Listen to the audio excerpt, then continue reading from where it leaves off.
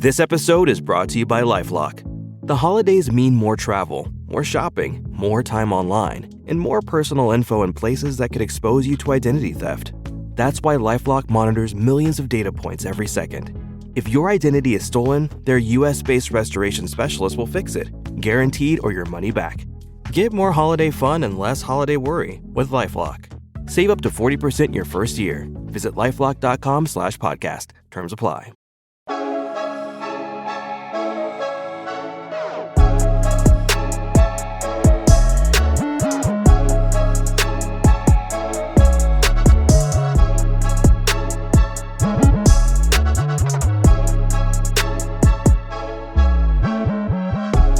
Hello everyone and welcome back to the Social Media Derby podcast. How you doing, Ant? I'm liking the shirt, mate. Yeah, I'm doing all right. I thought I'd dust off this bad boy and get it out and get it on the pod. Repping South Africa. Bafana, yeah? Yeah, exactly. Get the one of their out. Yeah, one of their last Nike kits. God knows which brand are manufacturing their kits right now, but this is the last one that I could find from a decent brand. So yeah, I thought I'd bust out on the pod. You go an old retro Arsenal from last season. Yeah, mate. I mean, with this podcast, I'm running out of football shirts. So I mean, me and you were talking offline about that. I need to re-up my football shirt closet, mate. There's a couple I got my eye on. Maybe we'll share that in a future episode. Some of the Buffy skits of next season, because I don't know about you, but I've seen some absolute beauties and some stinkers. But yeah, there's been an array of interesting kits that have been released recently. We definitely have to do an episode on once all the Arsenal kits are out, once all the United kits are out, and do a little bit of a PK between our two teams' kits, because I think I like Arsenal's current home kit out, and I like our home kit out, but we've seen some leaks, haven't we, of some of our other away kits, and we're not that away one. I think Arsenal are going to lose that away battle, because that away shirt is hideous. That's a real Man City type kit out here. But anyway, let's get into it. So, I mean, with this week, transfer wise for the two of our clubs, we've seen movement elsewhere, but it seems like it's been kind of more of one of those slow, delaying kind of weeks for both of our clubs. Obviously, as we know, a lot of deals in the Premier League, when you're playing with this kind of money, take quite a lot of time. But let's start off with Rice. So obviously everyone was screaming and shouting about Rice coming to Arsenal. Seems like it's still not over the line. There's some rumours coming out that West Ham's ownership are getting a little bit annoyed with maybe some of the continuing delays in getting the deal signed and kind of ready. What's your take on that? What have you heard about that? Yeah, I mean, it has taken a bit longer than I would have thought, considering kind of like, I feel like the previous stages of the transfer battle for Rice had kind of gone quite quickly. I feel like basically a week went by and you knew a lot. There were a lot of kind of leaks and information coming out about who was ahead in the race. Arsenal, City entered the race. Then Arsenal put in the latest bid, which apparently has been accepted. But yeah, it's just moved really slow. And what we've talked about in previous episodes just sucks the life out of the transfer. You want him to hold the shirt. You want him to, you want to know that everything's all blessed and you've got the player in ready for pre-season, especially considering we played our first pre-season game yesterday. I mean, yeah, you had Mount straight out in the team, and how great is that to have them literally getting some minutes in for the team before they start having to play in Premier League high level matches. So I couldn't agree with you more. I think, man, I don't know, like when Havertz signed, right, and then they accidentally leaked the story. I was happy. I was just like, why are you sitting on this for so long? Just get it done and announce it, and let's move on, right? Let's let people be excited about actually having Rice. As you say, it's sucking the life out of this whole transfer. I'm seeing him on bloody Muller adverts. I'm not even. I want to see him in an Arsenal shirt. I'm not talking about Rice baby out here. Come on. So we just need to get that over the line. Just give West Ham the money and let's keep it moving, because West Ham need to obviously probably use that money to replenish other parts of their team if they want to try and stay up next year after their battle this season. That's the thing though, isn't it? Like, obviously, like, they don't want to sell the player, but they've come to the gentleman's agreement with him that he can go this season as long as they reach, another club reaches their transfer value.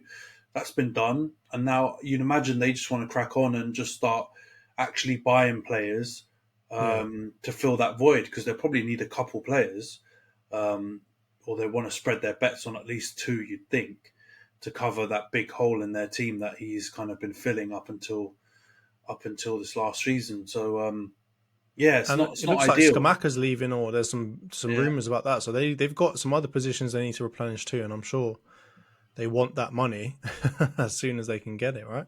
Yeah, exactly. I mean, you're right. I can think of a few. I mean, they've got Fabianski in goal. They've got a few places where, either players are quite old and coming near the end, and they need to just think about, future planning. So that 100-odd mil, plus whatever they can get from other players that they sell, they kind of need to start earmarking that on different players. And they don't have the greatest track record of signings. You think of Haller and a few others, even Skamaka himself, big signings that have kind of flopped. So, I imagine it's quite annoying, but it's just one of those things where it just doesn't need to drag. It seems like everything's been agreed, and there's just like probably paperwork or lawyers or technical elements of the deal that are just holding it up. But I imagine you just want it done, don't you? Because it seems like the Timber one's done as well. So they're kind of waiting to announce them together. So it seems like the Rice one is the one causing all the delays. And considering it's probably going to be what looks like the biggest and, most marquee signing of the window from the Premier League anyway. It's annoying. Doesn't need to be this long. Just like get it out. Sometimes you don't need some big fancy announcement, marketing strategy. Just get it out there. Let him hold the shirt. I quite like the Havertz reveal, even if it was leaked. They did it at bloody Kappa's wedding, didn't they? Exactly. They flew into Kappa's wedding, took some pictures, and that was that. It was simple. I liked it. Just get it out there. No one. I don't know I think it's gone are the days of get the piano out and get, Alexis Sanchez to start playing some keys and doing some Stormzy Pogback type reveal. I don't know if people really give a shit anymore. They just, because Romano's basically, and Ornstein and all these guys are ruining the fun of the club, announcing a deal. It's very rare you get a deal that comes out of the blue and the club get to be the first one to reveal it. So I think you just get it out there and kind of put the fans to rest and let them celebrate. I love the way that Real used to do it. I'm like thinking of like Ronaldo signing type settings where fill out your stadium with a bunch of people, let people in, and then rock Rice out and let everyone kind of clap him. I feel like that when they were talking about social media content and all that other stuff, I know they're trying to be funny and trying to put spins on this, that, and the other, but just get him out on a pitch and just take a video of that and announce that on. I mean, that to me, you see a screaming crowd all really happy or singing about Rice, whatever else.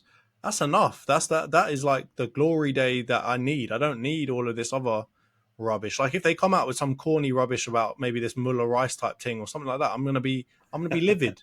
Just get him on the pitch and let him play, man. I'm sick of dragging stuff out and making everything so it feels very like NFL Super Bowl type stuff. I'm just like, come on now. We've loved the Premier League for reasons other than that kind of like American type of league stuff where we make everything really Hollywood. Just get him out there. Yeah, no, I agree with you. And that reminds me actually of when we revealed Varane.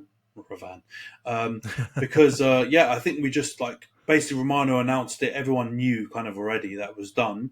We didn't announce it, and we brought him out to the stadium, I think, during before one of the matches, and that was his big reveal. So it wasn't quite the same as Spain, but you just had him come out with the shirt. Everyone was excited, happy, and then boom, they had their kind of fun, and we didn't do some stupid social media crap, which we're normally super guilty of as well. But I agree with you, man. I love the Real. You see the pictures of Bellingham or Tchouaméni just like thumbs up, having a kick about, doing his medical, the Sanitas or whatever, the thing in the background, that one medical center they all go to, thumbs up. Then they come out, they do their press conference thing. Some pictures of them in the medical. Yeah, exactly. They come out and do the stadium, do the kick-ups, and then boom, it's done. Like you don't have something. It feels a bit more organic and like just like the fans actually get to enjoy it both online and also in the stadium. But yeah, I don't know. I think we're wishful thinking if we think the Premier League clubs are going to ever do that, especially our clubs who've got such a big global fan base. I think they feel they need like, to but do you're something on social. you're making opportunity or giving other teams opportunities for memes in the future as well when you do that. Like the piano thing, like why should people be talking about that now? Like that should have been long gone. I don't remember other like reveals or like stupid transfer signings from that season that came out like piano type thing. Like, come on, just get it over the line. Yeah. Don't give every other club like an opportunity to make memes and just rip us on Twitter. Let's just move on and get this done. And I mean, speaking of getting things done, Man United, numero uno when it comes to dragging out a signing. What's going on with Onana, mate? What's going on here? Well, I mean, again, that seems similar in that obviously the news came out that De Gea was leaving. In fact, when we were recording our last pod, wasn't it? And then, like, I don't like how that was handled. I don't like how, all these rumours coming out that he had, the contract there, he signed it, then sent it back to United. We said we would. We just, like, longed out and then we reneged on it at the end. And then suddenly he's gone. It just feels like he got shafted a bit. And I remember that story about Rio when his contract was running out and Ed Woodward allegedly came into the changing room and just like told him after the last game, like, yeah, we're not going to renew you. So he didn't get a chance to have like a testimonial or have like any sort of send off in the stadium. And I feel bad. Those are two players that deserve a testimonial. Yeah, like absolutely. Like Rio's won, champs and Premier League doubles. He's, 3 in a row. He's one of our greatest defenders that we've ever had, and the Premier League, the Premier League's ever had. And he deserved a proper send off, especially considering really loves United. And with De Gea, even though he's been a bit shaky in the last few seasons, and I think most United fans agree that it's maybe time to go, as famously Claude said, "R.I.P." Time to go. He still didn't deserve to go out like that, and so that leaves a bit of a sour taste. And then you've got this Onana deal, which looked like it was going really quickly, and you see Romano basically updating every day saying, it's now really close. The distance in the valuations have come a lot closer, and it looks like things will be sealed fairly soon. Like there was talk of this week being the week when everything would get wrapped up, and now we're on we're at Thursday. And he's still saying that, each next day is going to be a big critical day on the transfer. So let's see. It's clear that he's the number one target. It's clear that there's a bit of Ten Hag tax. Obviously, the fact he's played for him at Ajax. And I think eventually we'll get it done. But I wouldn't be surprised if we long it out for another week or two. And there's back and forth on the valuation, because De Gea leaving has put us in a bit of a weaker position in terms of our leverage, because they know we don't have De Gea. So they can say, look, at a 5 million on or whatever their valuation is, they might not be willing to negotiate. So let's see. Apparently there's a 5 million. Oh, no, they want 60 million euros, including add-ons. We've offered 50 million, including add-ons. So it'll probably be like the Mount thing where we somehow come in the middle and just say 55 and wrap it up. But I'm happy if we do, touch wood, sign Onana, I'd be happy with him, because I think he's the right profile and what Ten Hag wants his goalie to be. I think there'll be moments where he'll make clangers because he's very confident with his feet. So I wouldn't be surprised to see a few Alisson Edison moments where he gets closed down and loses the ball or does something a little bit too cocky, and then we get punished. But ultimately, I think that's the way that Ten Hag wants to play. So you've got to get a goalie who can at least try and do all those things, and 7 or 8 times out of 10, he pulls them off. Then have De Gea, who's just not willing to do it at all. So yeah, man, let's see. What do you think about him? Are you positive about the sign-in for us, or do you think he's going to be the next Taibbi? No chance. He's not going to be a Taibbi. Come on. That doesn't happen that frequently, and he doesn't seem like the type of character that kind of thing would happen to. You got to be not in an offensive way, but you got to be kind of mentally a little bit vulnerable, or not have played at the highest level type thing before. He's just come out of a bloody Champions League final where he played pretty well. Yeah, he played really well. Yeah. So I mean, I don't see that happening to him. He looks like given where you kind of were starting with like the rumors around Raya and some of this other stuff, and maybe the Pickford and the possibility of even keeping De Gea, all of that stuff, I feel like you've again fallen backwards into something pretty decent here. So I think if you can get that over the line, I think that's a really good signing. He clearly is more of what you want in terms of a goalkeeper, in terms of what he can do. I don't know if he's perfect in that regard, but I think there are very few goalkeepers out there that are perfect in this new type goalkeeper that everybody wants.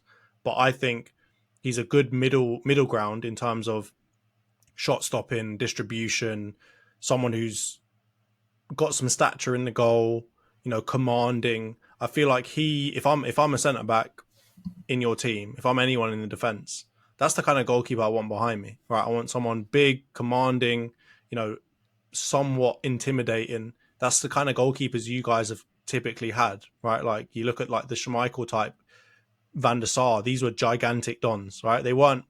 I mean, Van der Sar wasn't in his personality very kind of outward, but he was a menacing guy. If you looked at him, right? If you were opposition, you were like, how am I getting?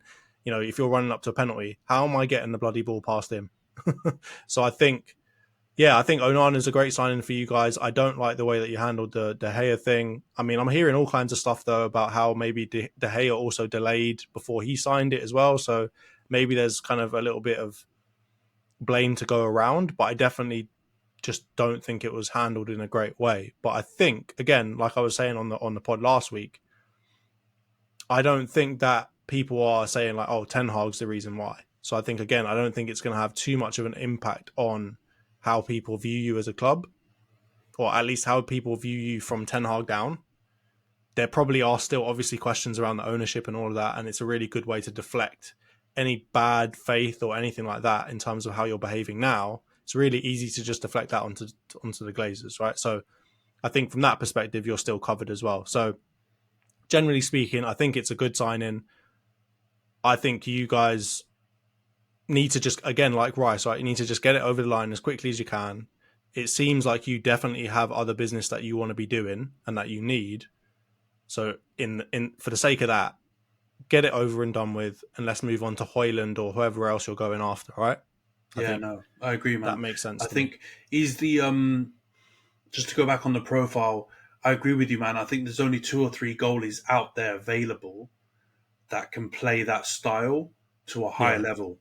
And I think he's up there. Maignan up there from AC Milan. I'm trying to think of another goalie, like Ramsdale, obviously at Arsenal. I can't think of many other goalies out there in world football that can play it to that level. I honestly do think that he's better than Raya. He's better than Pope. He's at that Ramsdale level, pushing up to, and Maignan pushing up to the Alissons and Edisons and Courtois and those guys. I think he's in that level below with those guys. Yeah. And I think the potential's there, like Ramsdale, to push it up and maybe go to that next level. And that's what can you do? Like, you're not going to get Alisson and Edison out of those teams. You're not going to get Courtois at Real Madrid.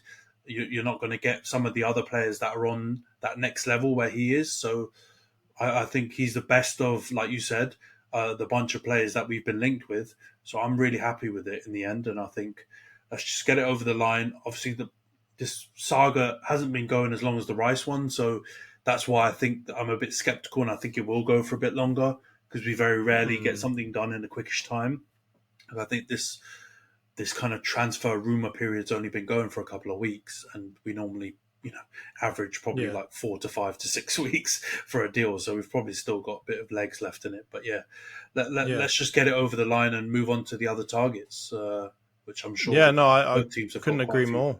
Couldn't agree more. And I think, speaking of moving on, so I think we're going to get into our next segment. Obviously, not a super busy week for transfers, so hopefully next week we'll have more to talk about in that regard. Maybe Chouameni, maybe Mbappe, who knows? So let's move on to our let's move on to our next segment. So this week we're going to be doing a segment all focused around transfers, and again we're going to be looking into a couple of different topics. The first one is going to be all around, who do you think, and we're going to take out the idea of how much budget you've got. We're going to take out, whether you think it will really, really happen in that regard. But we're going to start talking about, who do you think are the top 3 players that your team needs to be signing in this transfer window? So to clarify around that, we're not including players that have already signed. So, for example, I'm not going to be including Havertz. You're not going to be including Mount.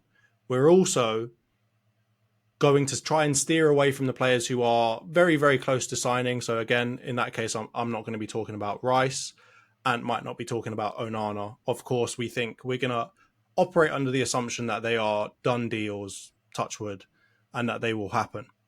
And then the second topic we'll get into is all around a similar topic, but this time, who do you want to sell? Who do you think your team needs to shift? Who are the top 3 players to get rid of? And again, we're not including anybody who has run out of contract. So De Gea, for example, is not going to be included in this discussion. We're not going to include anybody who's actually been sold or is, let's say, very, very close to being sold. I don't think we'll have too much of a problem with that one, though, because it doesn't look like our teams are selling a whole ton of players or very far along with that. But those are the 2 topics that we're going to be going through. So we'll start off with the first one, Ant. So top 3 players that you'd like to sign for Man United and why? All right. So, number 1, numero uno, tap in, obvious, Harold Jebediah Kane needs to come to Old Trafford. Now, some people say it's probably not realistic because of the Daniel Levy generally not wanting to sell to United, but I honestly believe there's still a chance it could happen. Even if it's small, I still believe there's a chance. Because there's conflicting reports saying that he wants to go to Bayern, which I'm sure he wouldn't be like angry about going to Bayern. He's guaranteed to win the Bundesliga. He's got a better chance of winning the Champions League, new experience, all that kind of stuff. So I wouldn't say 100% that's not true, but I do still heavily favour, and I think he heavily favours the idea of staying in the Prem and trying to beat the record whilst also winning, a Premier League or a Champions League or something like that. In England. So I think Harry Kane he's the perfect fit for our team as a striker goes. He's one of the top 3 strikers in the world. He's fresh off the back of scoring 30 league goals last season in an absolutely abysmal Spurs team. I think he'd work really well with Marcus Rashford running in behind, and whether we play Antony or Garnacho or Ahmad or someone like that off the wings, also running in behind. So I think he'd be a game changer for us, and I think he is doable. And I just believe all these things about United don't want it to drag on, they don't want to do X, Y, Z. I think very respectfully, shut up and just accept it's going to be that kind of deal. Like if you want him enough, Harry Kane is worth that drama. He's worth it. So I would do it. And I think he's the obvious sign-in for us to solve this striker problem, because I do believe he could play there for another 3, 4, maybe 5 years, depending on how he takes care of himself. And I just think he's one of the only players left in world football that I think is inevitable. Like, I don't think there's a chance he flops. Like, there are not many players out there on the market in this world of modern football that have basically less than a 1% chance of flopping if they go somewhere. I honestly believe he could go and play in Timbuktu and he'd still bang 30 goals in minimum. So definitely Harry Kane. I think the next signing I'd go for is one that we've recently been linked with, and I think he'll replace one of the people I'm going to talk about leaving the club. And that's Sofiane Amrabat from Fiorentina and Morocco. I still remember in that World Cup, like Morocco did amazing. And a lot of people like to put that on Hakimi and, I don't know, just general teamwork of the whole team. But honestly, he was an absolute engine. And I just remember him pretty much single-handedly overrunning really good teams in midfield. I still remember that Spain game, and I just think that he was just too much a match for all these, wonder kid Spanish talents that everyone's raving about, the Gavis and the Pedris and all these guys who are good players. But I just thought he went about it just so effortlessly, and I think he'd be a great player to slide in next to a Casemiro, a Mount, or a Bruno. And he's in the prime of his years, like we talked about Onana previously in the last segment. I think he's 24, 25. he's the perfect age to come into that midfield, and I think he can do both sides of the ball. So he can cover Casemiro, he can cover a more kind of box-to-box midfielder role as well, if need be. And I don't think he'd be super expensive, so I think it's a shrewd signing that I think in the old days United would make. That would end up being really, someone who proves it in the Prem at our team. So I think I'd go for Amrabat in midfield. And the final signing, this might be debatable because of kind of how he's been performing recently in the under-21s for England, but I'd go Levi Colwill. And I think people might say that's just unrealistic because Liverpool, Chelsea selling to United, but we've just bought Mount from them, and they're basically doing garage DFS, sale mate. They're settings. doing DFS yeah, sales, exactly. Sports Direct closing down sale, but for real. And I think we could get him because he's only got, I think, 2 years left on his contract. He's on a youth contract, so if they're gonna keep him, they're gonna have to sign him to a big bumper deal. And apparently, he wants assurances that he's going to play. And I don't think he'll get that from Chelsea. Realistically, I think Badiashile and some of the other defenders are more likely to start. And I think the best he can get from them is probably like you'll be part of the rotation, we'll give you a good chance, and etc., which he might not be able to accept. And I see him slotting in either next to Martinez or Varane perfectly, and I think there's probably a higher chance of him playing for us, considering the fact that Varane is getting on injury prone, shall we say, or needs to be managed more. And then again, it will be filling a slot that later I will reveal a player leaving, who I'm sure everyone can guess. There's some chat about, something that I wanted to bring up, and this potential signing would bring it up, is you very rarely see two left-footed centre-backs playing together, isn't it? You often see two right-sided ones, and there's always the compromise of, a right-sided player can play left, but you very rarely see two left-footed centre-backs play together. And I believe, why not? Lissandro and Colwill could play together, and I think he'd do great. So, yeah, he'd be my third and final signing. But, yeah, that's probably the most difficult, I think, to get done, because I don't think Chelsea actually want to sell him, so I think that would be hard. What about you? No, I like it. I mean, if I have to give that a scorecard, I think Harry Kane, obviously, that's a slam dunk. Like you said, inevitable. He's one of very few players in the world today where it's a guaranteed signing. You know what I mean? Like, you buy people these days and there's always a chance that they will flop or they won't be quite as good. And we've seen plenty of examples where a player was really, really good and then moved and was absolutely terrible. So in that regard, I think that is, as you say, he would be, I think if you got him, he would be the marquee signing of the window. Even that to me is bigger than Bellingham to Real.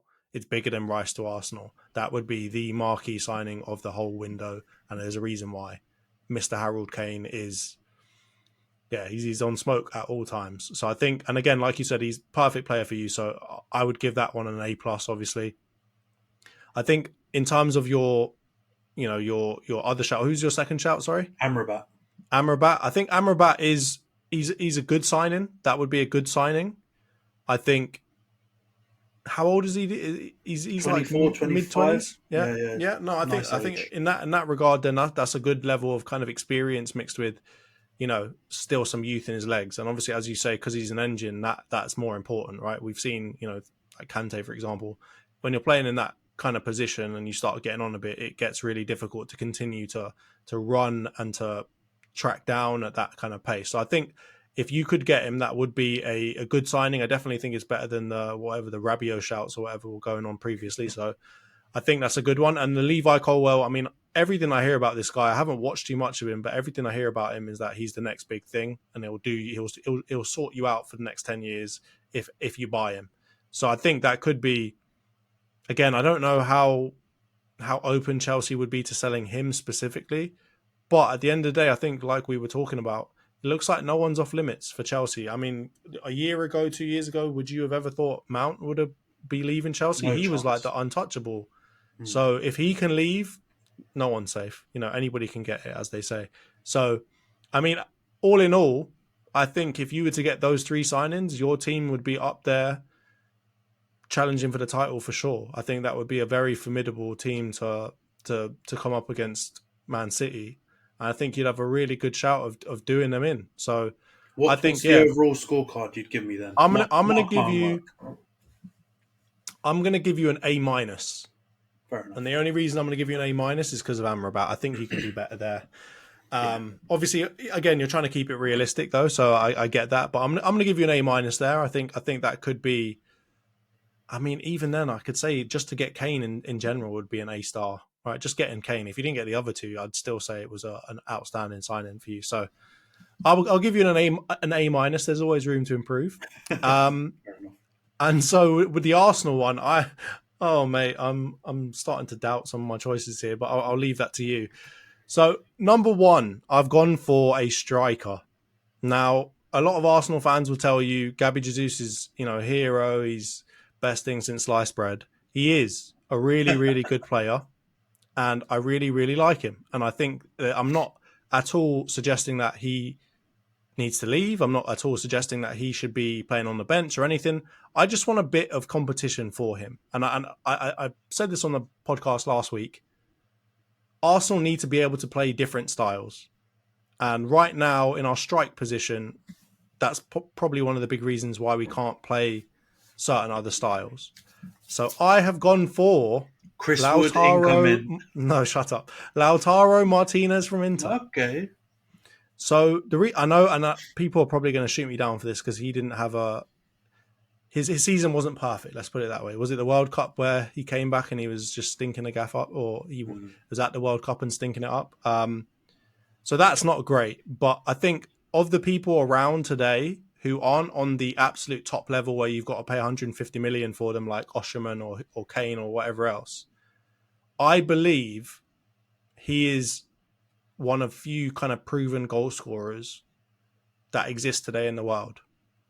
And when I say that, I mean like he's consistently gets really good numbers in terms of goals and assists for his teams. I know obviously he's playing for Inter, so it's not the best competition in the world, but obviously like we just saw, they got into Champions League final. So he's not playing in bloody, I don't know, Belgium or whatever. Even then, they're doing pretty well these days. But yeah, so I think he's still relatively young.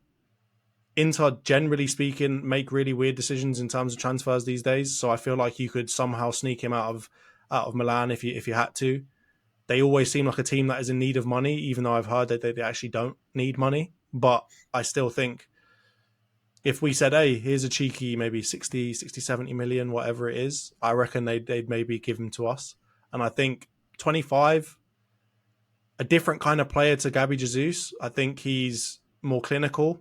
They are quite similar in the fact that like Lautaro is not like a target man or something like that. He's not like Lukaku-esque type beast that's just going to stand there. But I think he's a bit more clinical than Jesus. And I think he can play, if he needs to, he can play more of that running in behind type of football that we need from him. Still got a bit of pace. Again, I think that to me is the only position really where we're, not the only position, it's one of the positions where we're starting to lack a little bit. Like Nketiah, Balogun, Jesus, that's not an elite. To me, that's not a Premier League winning strike partnership, right? That's not a Premier League winning striker depth. So we need something in that regard. And we just spent 105 on Rice. There's no way that we're going to be able to get someone of a significantly higher level than that, right? And I don't want to go after Vlahovic or some of these dons or anything else like that. We had our chance at him and he pied us. So I'm going to leave that one alone. But that's my first one. My second one is going to be a left back. I think, we've heard rumours of Tierney leaving. I know maybe those are called off a little bit, but I still think we need some more defensive nous in that left back position, particularly because it doesn't seem like Tierney can actually get on the pitch these days. So I've gone for Ferland Mendy from Real Madrid. Now he is 28, which surprised me when I realised that. I was like, he's got a baby face. I thought he was 18. But I still think in terms of, his legs, he's still got it. He has had some injuries recently. I know last season he had a pretty bad injury that kept him out for a long part of the season. But I think obviously at Arsenal, I feel like he'll get more of that kind of attention that he needs. And he'll obviously have Zinchenko in terms of, depth and not having to play every single game. And obviously Zinchenko seems to be kind of first choice for a lot of games. and it seems like he's a leader in the dressing room. So I think Ferland Mendy would be a really good kind of rotation option. Him, Zinchenko kind of swapping out depending on how we want to play. There's only a couple years left on his contract as well, and it doesn't seem like he's indispensable to the team. He's one of very few players in that Real Madrid team that is not talked about 24/7. So I feel like if we offered them the right kind of money, they'd let him come to us. And yeah, like we were talking about offline, I think he offers a lot more defensively than Zinchenko does. And yeah, I would love to see a player like that come and play for us. Again, 28 years old, he's experienced, he's seen Real Madrid probably win it all at this point. So that's kind of that nous, that ruthlessness that we need in a player, somebody who's been there before, that knows how it goes, and so on and so forth. So that's who I've gone for my second pick. And my last one, I mean, we were talking offline, I was struggling with this last one. And the position I chose was right winger. Now, when I'm saying that, again, Arsenal fans, don't shoot me. I'm not trying to say that Saka needs to get benched or anything else like that. I'm saying that Saka is getting worked to the bone. Like, that guy he must be knackered. He's playing in like the fastest paced league in the world, and he's playing pretty much every game for us, and essentially not carrying us, but being our best or one of the best players in that team every single match, right? He's used as our main outlet a lot of the time alongside Martinelli. So he needs a break. And in that regard, I've gone for Samuel Chukwueze from Villarreal. He's only got a year left on his contract. He's still 24, also Nigerian. So there's going to be a nice little Nigerian connection between our wingers. He's rapid. I mean, whenever I play with him on FIFA, he's one of very few people that has like 99 pace. So he's he's meta when it comes to getting past people on FIFA. Obviously left-footed, got a decent kind of goal and assist stats last season. 13 goals, 11 assists in 50 appearances. They say it all the time, best ability is availability. He's played 50 games last season. He seems to have a decent injury record. That's exactly what you need when you've got Saka around you. And I can't have Chukwueze out all the time when I need Saka to take a break. So I've gone for him. I think there's been links of him going to Milan for 10 million euros. So I feel like that could be a steal of the window. And that could really, depth-wise, I think help us out. I get the idea of having very versatile players that can play everywhere. I know like Trossard, for example, can play wherever and all of that. But it would be nice to have Chukwueze, who's like kind of really an out-and-out right winger, to come in and help out Saka when he needs it. And, we're going to be playing in the Champions League next season. We're going to be playing in, all of the cups. I'm sure Arsenal fans, if it's not looking good in the Premier League, are going to start putting pressure on us to do good elsewhere or to do well elsewhere. So I think that depth will really, really come in handy. So again, I'll wrap it up. Lautaro Martinez, Ferland Mendy, and Samuel Chukwueze. So what you given me, be gentle. I got desperate at the end there. I rate all the players. I think Lautaro is a really quality striker. The only thing I'd say about him is I think he generally always plays in a 2, doesn't he? Well, I've only ever seen him play in a 2. And when he did play in a 1 for Argentina, he stunk it up royally. And Julian Alvarez took his spot and did an amazing job. So, how I said Harry Kane is a banker because he's played in the Prem and he's just inevitable. I would have some worries about Lautaro just because the pace is so different in Italy and because of those formational observations. But, I mean, in terms of a player, what I've seen from him, he is clinical. And I do think that is an element of your strike force which is lacking a bit because Gabby Jesus can't hit a barnyard with a banjo. I like the signing. But, I think that one could be...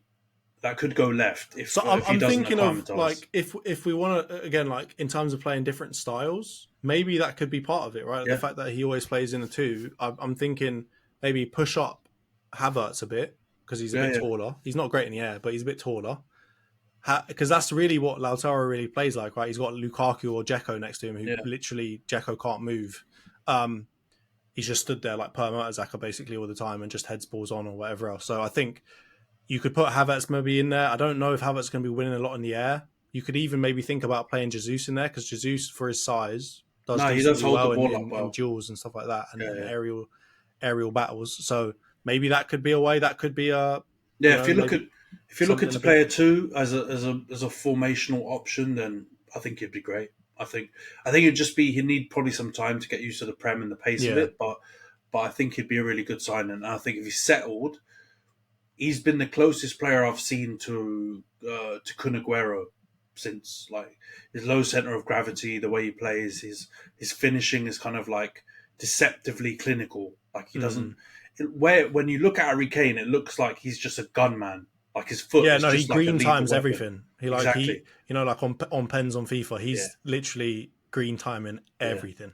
Whereas I think Lautaro's like a deceptive striker. With Kun Aguero, it looked like that too. Like it didn't look like he always like struck the ball like really hard or with like any kind of amazing accuracy, but he'd always score. And he'd always score like those goals, which I felt whenever Kun Aguero scored against United, it was always jammy. But when you watch it back, it wasn't actually jammy. He just it was just a great finish, but it just didn't look and feel as crisp as like a Harry Kane or someone like that. But I think he'd be a good signing. Yeah, I think Chukwueze and Ferland Mendy are really strong squad options, and I think they're sensible signings because I think that none of them like pull up trees necessarily. But I think I would have no worries if Ferland Mendy was rotating with Zinchenko at left back. Maybe the injury stuff, because obviously you're trying to, you know, if you're going to replace Tierney, you don't really want someone who's also had injury issues. But Chukwueze, I think he'd be good to just bring in, and he'd offer that pacing behind. Because I was debating between Chukwueze and Diaby, but I feel like Diaby's set for something a bit bigger in terms of a move and in terms of playing first team football. So I was like, I don't know if we'd be able to swing Diaby as a backup to Saka. You know? Yeah, it would be hard. I think it'd be hard. It would be hard to sell because he's probably got Newcastle and a few other people that are interested who would guarantee first team football. But I wouldn't be shocked if Diaby came and rode bench for a little while. He could also play left wing. If you had injuries to like Martinelli or Trossard, you could always swap him. But now I'd probably give you a strong B+ for that. All right, I'll take that. And I think it could go up to an A if Martinez settles. Because I think the other two, they're rotation signings. They'll do the job, and I don't worry about them too much other than the injury stuff. But it's the Martinez one that is a bit of a high risk, high reward one if it goes well or not. But I think those would definitely improve your squad, and that's what you're looking to do, isn't it? Yeah, and it's a struggle with Arsenal. Not to say that we're really, really good or anything, but at the moment it kind of feels like you were talking about with Ramsdale, right? We've got a lot of players at that kind of second level, and it's really difficult to get anyone at that top level in any position, right? And I don't know if we've got, if I'm talking to be somewhat realistic, I don't know how much juice we've got to go and get some of those top level players to improve other positions in our team. So a lot of mine were obviously just like, all right, who's a good rotation player who could come in and do the job, swap out with some of our players today. But it was really hard. Like I'd love to go and say Tchouaméni or Mbappe, but come on, Arsenal fans, if you're smoking that pack, then I've got something to sell you, mate. Yeah, exactly. But the whole point, I think we've all come to the conclusion that last year you fell short at the end because you maybe didn't have as much depth or you weren't able to rotate as much during the season. Yeah. And then I just think there was a bit of an experience that's inevitable from, a young team. But essentially your first 11's really strong.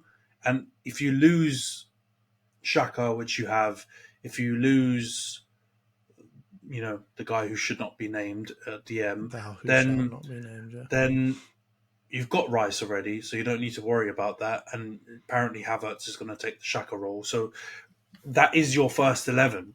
And so you're still ultimately trying to build on squad depth with your signings, really. So I think you've done a pretty good job, I think. All right, well, I'll take that. I'll take that because I was real struggling. I was thinking I was going to get a C- out here. So We'll take that. Well, let's move on now. So we'll do the same thing. Top 3 players that you want to sell. So again, no one that's out of contract, no one that's already been sold. Again, we're not very good at that, so that's not a problem. Who do you think you need to sell, and where do you think is the best club for them to go? All right. So let's get the elephant out of the room. See a slabhead, you're gone, mate. Harry Maguire, I would sell him to a West Ham probably. I think that's a good fit for him. They're going to be in Europe. They've just won a trophy. They generally pay quite well, and I know he's on a big packet, wage packet. So I think Harry Maguire to West Ham makes sense, and I think that's his level. And I think West Ham have got the potential to be in Europe, not Champions League, but Europe. Well, they're going to be in Europa Europe League next season, aren't they? Yeah. Yeah, but I mean, even they've got the potential. Yeah, I know they were flirting with relegation this season, but I think in the grand scheme of things, that'll be a bit of an anomaly, and I think they'll be their safe. Team is better than that. Yeah, exactly. That was an underperformance, and I think Harry Maguire would go in there, with Ogbonna and Zuma and the land of giants, and he'd do well there, I think. So he would be he's like a priority sell. He's the top of the priority sell. So how Harry Kane is the top of the priority buy, he's the top of the priority sell. The second sale, I think, has to be Scott McTominay. Sauce, you're going to get rid of the sauce. Lose the sauce, McMayo. See you later. I think it's a straight shootout between him and Fred. And although I think technically McTominay is probably better, I think just Fred gives you more energy, and I think Fred is able to carry out the task, and the task generally is get in everyone's face, chase Harry, man mark, be a nuisance, and then when you get the ball, try and give it to someone who's got more technical ability and who's a bit more creative. Yeah, essentially. And I think he does that well, and he's one of those players that either frustrates you or amazes you. Like, he'll either play really, really well and do all kinds of dirty little tricks and stuff like that. I remember against Barca, he did like a little, like behind the, like, I don't even know what it was called, but a little kind of Berbatov-esque flick behind his legs through someone else's legs. And it was like, what the hell? You had to double take and check whether it was Fred. But I don't think Scott McTominay has that in him. I know he scores goals here and there, and he's had a personal vendetta against Leeds, which we love to see, and he's done well for Scotland, scoring big goals. But ultimately, I just don't think he's good enough, and I don't think he's had that ratio of blinders to clangers. I think he's swayed more to the clangers, and I think it just makes sense. And I think you'd probably get more money on the market for him. And there's rumours of him going to West Ham to replace Rice. Which I think, I mean, that's a big level drop if you're honest to me. And I'd probably move him somewhere like Everton, where I think he'd probably add a bit of steel, and you've got like Idrissa Gueye, who's quite old, Decore, who's getting quite old, and that midfield could probably use a bit of a refresh. So I'd send Scotty T to Everton with the Scarces. And the last sale is probably going to be a surprise. I don't know if it should be, because he hasn't performed well, but it'd be Harlem Spartans' finest, Jadon Sancho. Okay. Now, he would be the opposite to Harry Maguire. Like, I'd be happy if we kept him. So I'm not urgent to sell him, but I just don't know how he's going to turn it around. And I think if you have Rashford, you've got Antony, who I know everyone thinks is bollocks, but whatever, who I still think has shown a bit more than Sancho, really, and fits probably stylistically better with our team than Sancho does. And you've got the emergence of Garnacho, and if Ahmad comes back and we don't make a stupid decision and sell him or loan him, where does he fit? Like, that's the only thing. I think there's a chance he gets boxed out. And those other players, if Garnacho plays like he's been playing, if Ahmad grabs his chance and plays even 75% of how he was for Sunderland, then I don't see how he gets a look in unless there's a major injury. And I don't know, for someone who's cost 75 million, was our star boy next to Bukayo Saka for England and stuff like that, if it's really fair to keep him just to play on the periphery. And I think if you can get 50 million back from him, I'd sell him. And so, actually, to be honest, weirdly enough, I think he'd do well at Spurs or something like that if they were able to stump up the cash. I'd sell him, and I'd sell him to Spurs or to Dortmund, back to Dortmund or something like that, and give him a chance to revive his career. But in a perfect world, I'd probably keep him and just loan him out because I don't think we'd get 50 million for him. So, yeah, I think he's the one I'd put as the third one. That would really help us achieve our goals if we need more money, if we've got FFP problems. And then, yeah, just realistically looking at the team, it's hard to see where he fits in, man. What do you think of my shouts? I like him. Obviously, the first two are kind of tap-ins, aren't they? Tap-ins, yeah. They are real Inzaghi type things out here. So, no, obviously, yeah, you need to get rid of... For those two, you need to get rid of them. So I'm more rating where you wanted to send them. And I think West Ham works well for Harry. So I'm gonna give that one a high score. I like that. That is a very West Ham type of player. When he's making all the mistakes that he makes at United, at West Ham, no one's going to be surprised. So I feel like that works well. Again, like you said, maybe he fits better into the style that they're going to play. I mean, I've watched West Ham a couple of times, watched that final. Boring. That's not a team that you want to watch playing, and I feel like that suits Harry Maguire down to a T. So I think that's perfect. For McSauce, I agree also. Out of the two, him and Fred, he's probably the less, I would say, technically gifted. Fred just seems to have, I don't know, he just every now and then he just takes a magic potion that makes him just play nuts. And every now and then he somehow gets like assist of the season type through balls and all kinds of stuff like that. So I feel like that's good. Good to have him in there. I do think that there's an argument to be had that your team needs, in the midfield at least, a bit more strength and height. And obviously McSauce is tall and built. So again, that's probably a bit of a cop-out. But it could be a decent idea just to keep him in there, just, when you need to shut games down, maybe every now and then, just get him in there, get a body in there every now and then if you're playing up against a team that has a lot of height, something like that, maybe Harry Maguire comes back to get you, who knows? That's what Amrabat's for. Amrabat, if we bring in Amrabat... True, yeah, no, I mean, if I'm taking that into account... Yeah. Okay, then I can't blame that one either. That's a good one. And then obviously your last one, the big surprise of them, Jadon Sancho. I think it's a shout. I'll be honest with you. I like Sancho and I really want him to do well, which is weird because he's a Man United player. But he looks like the kind of lad that could be really exciting player to watch, and he was previously. And I think that he's had so much potential. He was one the Haaland and Mbappe conversations. He was in there a couple of years ago.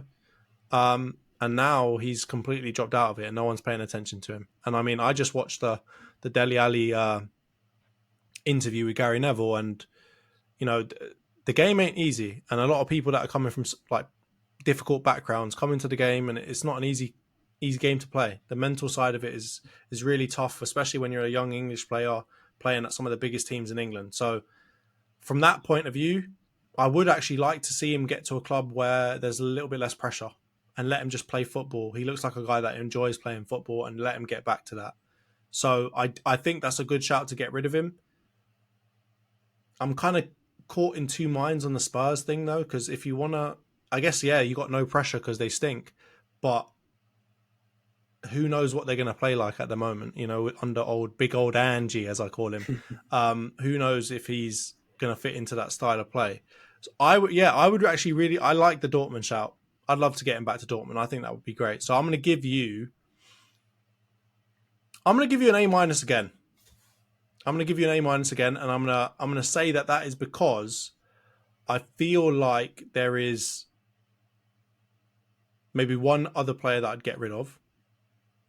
He's your current striker, Anthony Martial. I think you just need to put that to bed now because that's been dragging on. That's been like a saga of him. Oh, he's the next Henry. Oh, he's always injured all the time. Oh, he looks really good when he plays. Oh, he's injured again.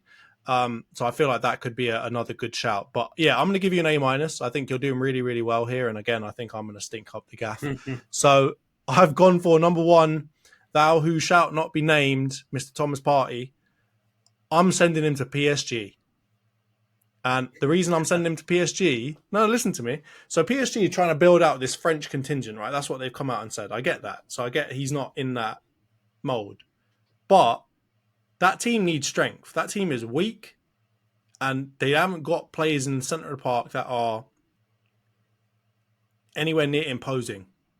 And I'm not saying that Thomas Partey is the most imposing player you'll ever see in your life, but he's a body in the box, right? He's a body there. I feel like he would enable some of the more creative players in that team to play a bit better, right? If you just got him to just stick to a position, stick to the DM, just like you were saying before, clean up, pass it out to someone who's a bit better on the ball, a bit quicker, get out of pressure, get out of pressure situations, whatever else. I think that that's a good shout because again, PSG, they need to go through a rebuild. I don't know what's going up, like happening at the club at the moment. He's got a good amount of experience, obviously not at the highest of high levels, but he's 30 years old. He's pretty well experienced. His contract's expiring soon. They need strength and experience in that midfield. And I feel like for him, it's a nice place for him to go and see out the rest of his career and get the bag, as they say. Playing in the French league, maybe it's a bit slower as well. So the injury record that he's got right now might not be so bad when he goes there. Maybe he'll improve in that regard. It'll be a bit easier on him. But yeah, I think from an Arsenal perspective, he's not surplus to requirements, but we've seen already that he hasn't got a very good injury record. He's hit and miss when he is playing, and he's getting on. We're getting in Rice. We've got a lot of younger players in that midfield now. I'd like to see those younger players given the chance, given the opportunities. Even when we're talking about Lokonga coming back and whatever else, I'd like to see some of these other players get a chance and maybe for him to move on. So I'm gonna say Thomas Partey to PSG. You heard it here first. My second one, I'm going for Kieran Tierney to Newcastle. And that's a real boring vanilla one. I get it, because that's exactly where he's been linked, and that's exactly the player that's been linked. But I just feel like if you take into account getting Ferland Mendy, if we were to be able to get Ferland Mendy, I don't know if we need 3 left backs. And then I'm not even taking into account Tavares, who's younger and might be able to come back and do something. And obviously, it's clear that Newcastle need a left back, right? Dan Burn is good, but I think they need a proper left back. And I think Tierney is closer to Scotland than London is. And it seems like the kind of club that he's going to get the love that he needs. Newcastle fans are unbelievable, right? They are really, really good fan base. And I think they'd be able to put the arm around him and get him the kind of comfort and love that he needs to be able to excel as a player. And for him, he's not going to get first team football at Arsenal, right? Every now and then they might play Zinchenko elsewhere, whatever, but I don't think he's going to get a lot of first team football at Arsenal. He's 26 now, so he needs to be getting first team football. It's not like he's 22 and he can deal with riding bench. So I think that to me screams of a good signing all round. I don't particularly like the idea of giving players to the teams that we're going to be competing with, but in this case, I think it's best case for everyone. Right? Newcastle get a good left back. Kieran Tierney gets a team where he's going to play that's coming up in the world, going to play in Champions League next season. And yeah, Arsenal get a bit of money, which we probably are going to need if we keep spending like we are. So those are my first 2. And then my last one, again, I was struggling. I'm going Balogun to Milan. Out of Balogun and Nketiah, I think Balogun's better, if I'm honest with you. But I don't like Balogun's, not his attitude, but I don't like the fact that he seems maybe a bit more pressuring, like he's trying to pressure to get football right now. And of course you would, if you've just banged in 20 odd goals, 20 plus goals in the French league. What was he, the second top scorer? I think that he was the second top scorer in France, maybe, or third. Yeah, I think he ended up 5th or something like that, but he's still got more than 20. Because I think Lacazette was top scorer or something, wasn't he? Oh, yeah, of course. And Alexis Sanchez probably was up there high as well because he was going nuts. All the Arsenal dons were going nuts in France. So, yeah, I think getting rid of him would maybe be better for his career. He obviously wants to play football. Arteta doesn't seem to like the personalities that try and push for things. We saw that with Lokonga. We saw that with Aubameyang. He doesn't like those kinds of players that are really like trying to push for first team football when he doesn't deem them to be deserving of it. So I feel like that won't end well. Even Saliba. Even Saliba exactly is another great out. example, right? And then I think the last thing also I'd say is Milan. I could see them needing something up there, right? Zlatan just retired as well, so they're probably looking for a proper striker or another striker to back up their current striking forces.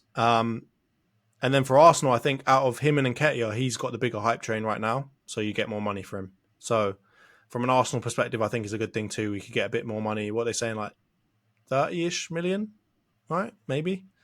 Again, I don't even know if we'll get that, but 30-ish million would be decent to get him to get for him.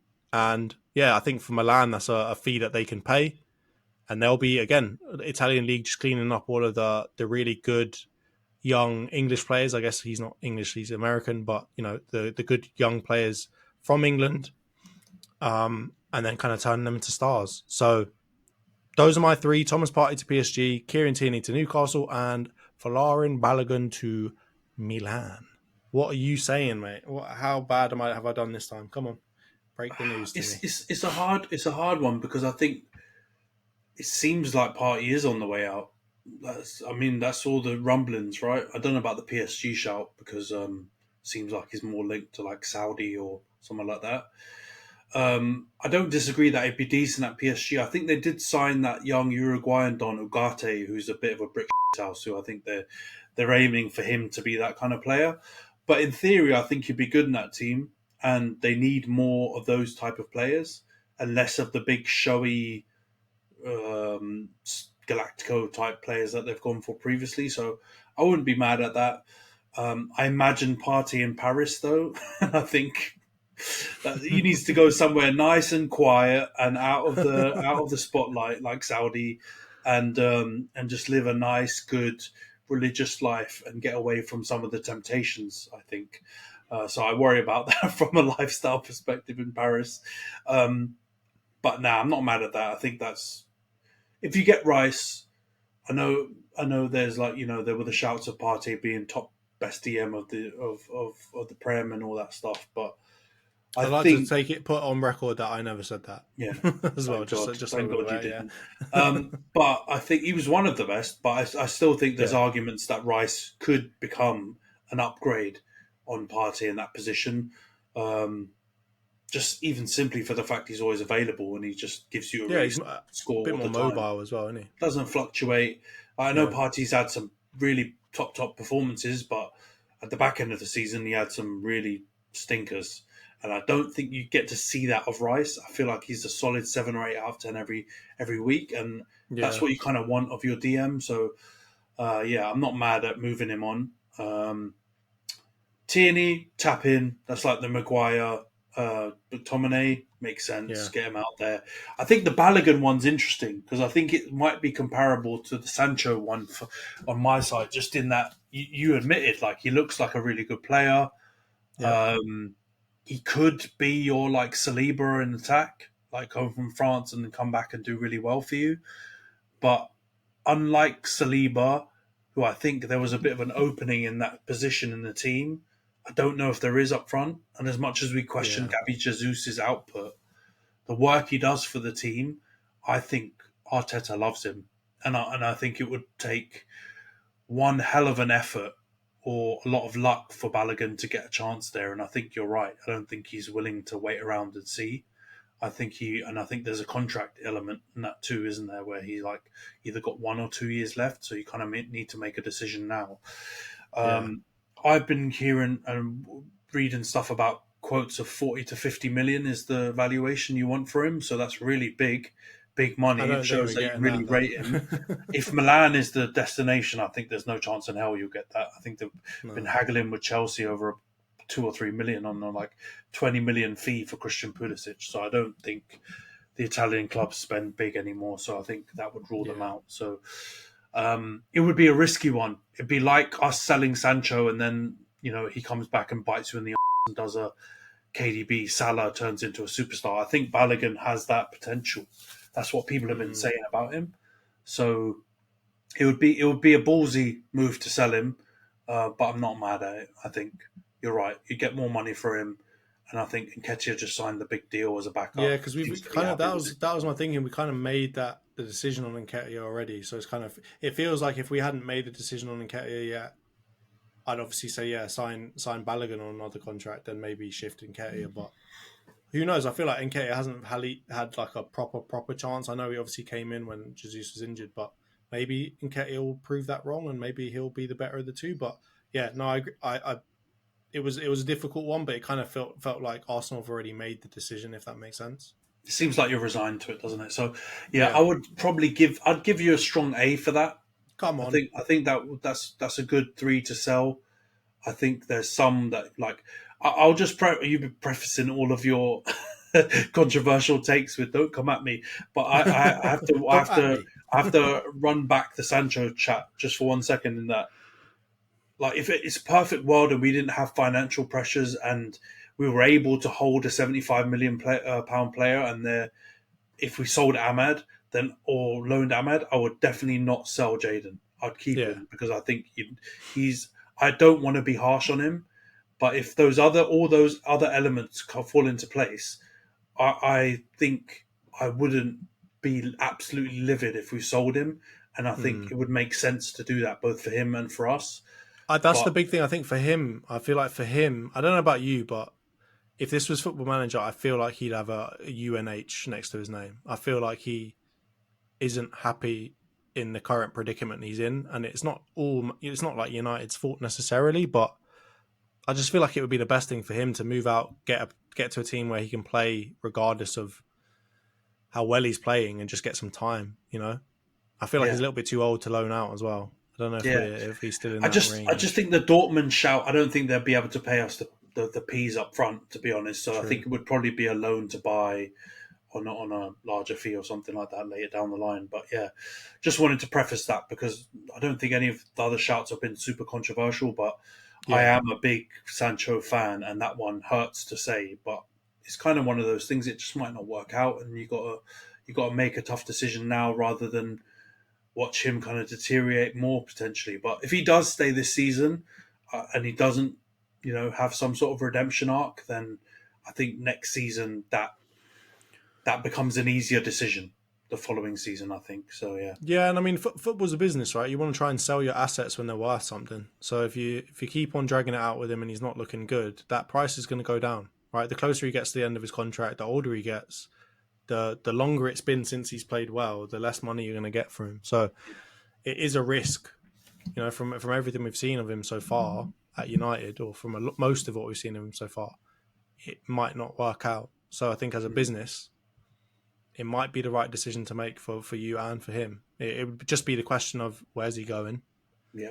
And is that team the right for him? But I think that the Spurs shout is a good one too. I think they're obviously in a. If you got everything you wanted and they lost Kane, I don't know what they're doing up front. Maybe they'll move Son into like a more central position. Maybe Sancho will be able to play out on the left wing. Who knows? Like there's things that could happen. So, you want Pigeon Man? No, yeah, I mean, Pigeon Man probably goes up front, doesn't he? Get Pigeon Man out of here as well, mate. I think those are good shouts, man, on both sides. I think they're both realistic. I wouldn't be shocked if we did see each of those things happen. But yeah, I think both sides would come out with a real good shot, I think, at challenging City if we were to make those transfers. Obviously, in my very humble opinion, I think we'd both improve a lot. Yeah, no, I like it. And I think, here's where I'm going to ask for some engagement from the audience. So, if it were you, if you had to be looking at the Arsenal team, the Man United team, who would be your top 3 to sign, and who would be your top 3 to sell, and where would you sell them to? We'd love to hear it because, it's not easy at the moment. I started to feel bad for Edu and old Ten Hag and Arteta when we started doing this, because it's not easy out here. It's a difficult situation, especially when you take into account, like with Sancho, for example, you've got players that have potential, but it's a business and you might have to shift them. So let us know down below in the comments on YouTube. If you're watching through YouTube, please let us know down below what your thoughts are. But I think we'll wrap up here for this weekend. As always, if you're listening on any of the audio platforms, Spotify, Apple Music, whatever it is, please do give us a follow and give us a 5-star review if you can. We continue to put these episodes out every week, so we're always going to be talking about what's new. If you're watching on YouTube, again, give a subscribe to us. We're putting out videos all the time. Let us know below what kind of topics you want us to talk about. Let us know your thoughts on some of the signings and sellings that we put in here. And give us a like and a thumbs up and a share if you can. We really, really would appreciate it. Just trying to build up the audience, get a bit more engagement here.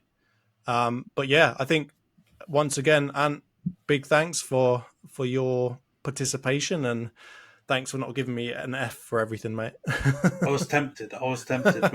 When you were leading up some of those signings, I thought, God, if he puts Tchouaméni or Mbappe, I'm going to lose my shit. But you did well. And enjoy China, man. And cheers, look mate. Forward to seeing you when you come back. Yeah, well, I'm sure hopefully when we get back, the Rice signing will be done. Who knows? I might get my crystal ball back out. Maybe we'll have Tchouaméni or Ferland Mendy up in the team, innit? Wrap it up. All right, everyone. Cheers. Cheers, Ant. Bye.